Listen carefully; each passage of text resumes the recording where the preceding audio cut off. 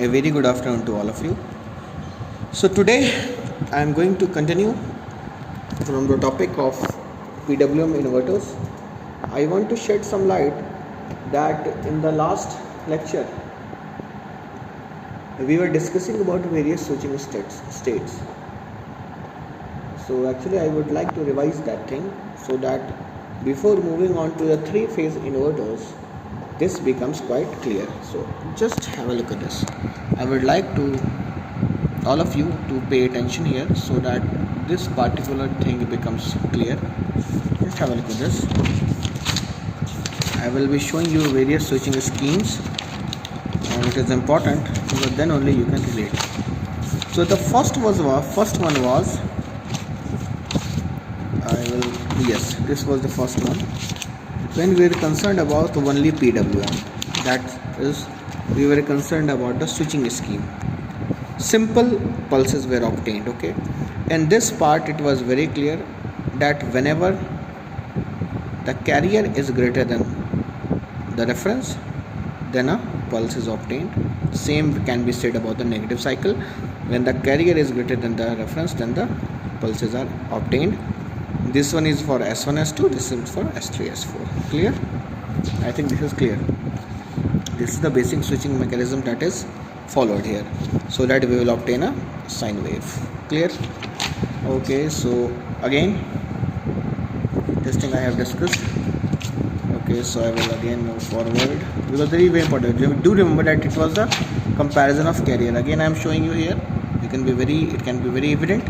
The carrier is compared with this, and this pulse width can be obtained by simply looking at the comparison of triangles. Okay, if this is the pulse width, if we have to find this thing, then it can be obtained from the triangles. The comparison of mere triangle can give you this triangle ABC and triangle DEC. Okay, so AB is the pulse of one DE. DE is nothing but pi by n, obviously, where n is the number of pulses. So AB upon DE should be equals to this length. This is VC minus VR, and this whole length is VC. This is what the comparison is done here. You can very well see that is 1 minus VR by VC is VC VR, and do remember this is the zero axis because this is a unipolar mechanism. So VC minus VR upon VC is equals to AB by pi n. Clear? So we get 1 minus VR by VC, pi n. VR by VC is nothing but m. So we can simply put 1 minus m upon pi by n is equals to the pulse width. Okay, and n is FC by FR2. Clear? I think this is very well discussed. Nothing more is left to see. This is the formula. Now, because these are discussions which are very important. Again, the comparison can be shown very easily. This one is for the one thing where the peak of carrier is not coinciding with the peak of reference wave. Both are different. Okay. Now in this case, as it is a sinusoidal scheme, so we will obtain pulses when the sine wave is greater than the carrier wave. We be very particular about it. Whenever the sine wave, you can see this thing, but wait a minute, I will show you this thing. Whenever the sine wave is greater than this, then you will obtain a pulse. Clear? I think this is quite clear. Okay. Again, same can be said for the lower half. Sine is greater, this is it. N equals to FC by 2FR. Again, this is very simple. FC by 2FR. But nothing more is left to be discussed regarding that. Okay. Now, when they are do remember one thing. Here the pulse number is n. So NTC equals to TR by 2. Here it will be n plus 1 TC equals to TR by 2. And then from that, this was the thing. This was that I was saying you, and TC plus TC should be equals to TR by 2. Okay. Yes, because then only you can obtain this thing.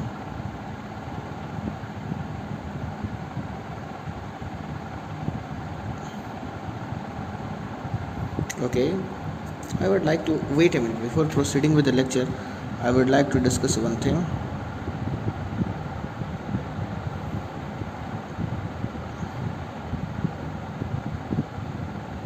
N minus 1 TC equals to 2FR equals to Okay, clear. Okay, correct. So n comes out to be Tr by 2. Okay, this is the carrier wave.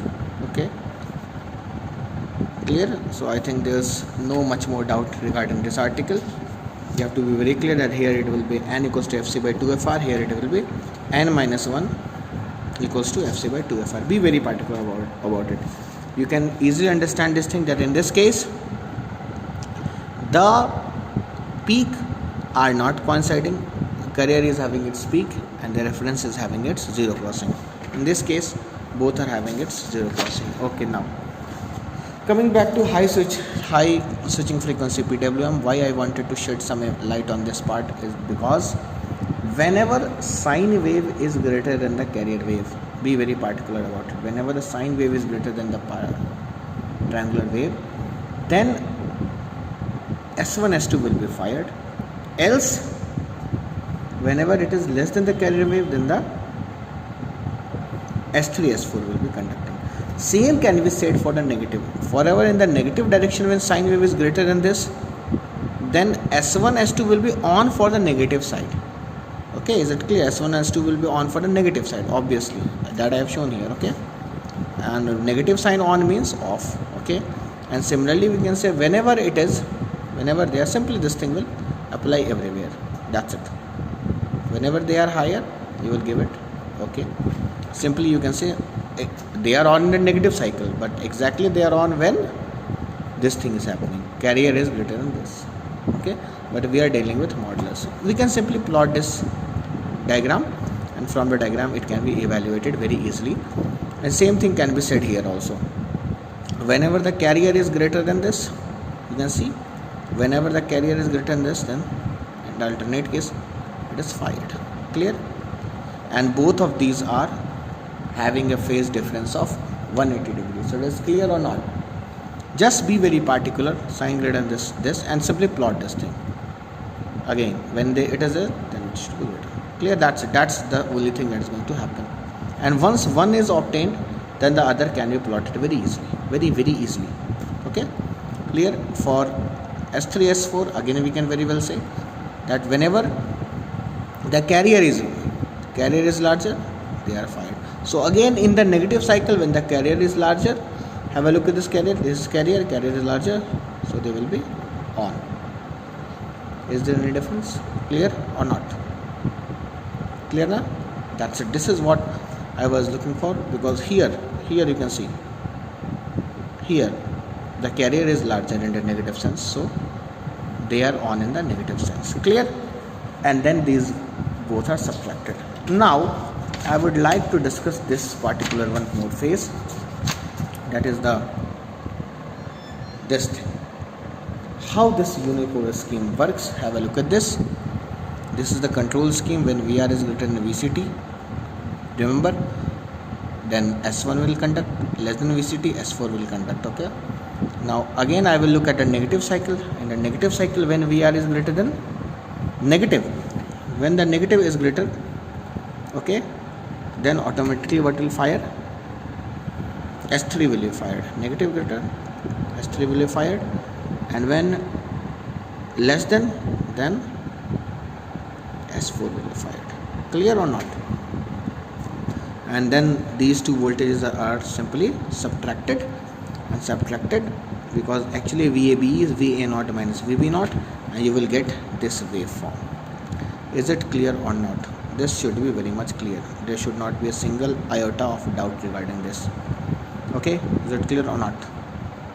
So again I am re-emphasizing, VR is greater than V carrier, then S1 will be on. So S1 is on.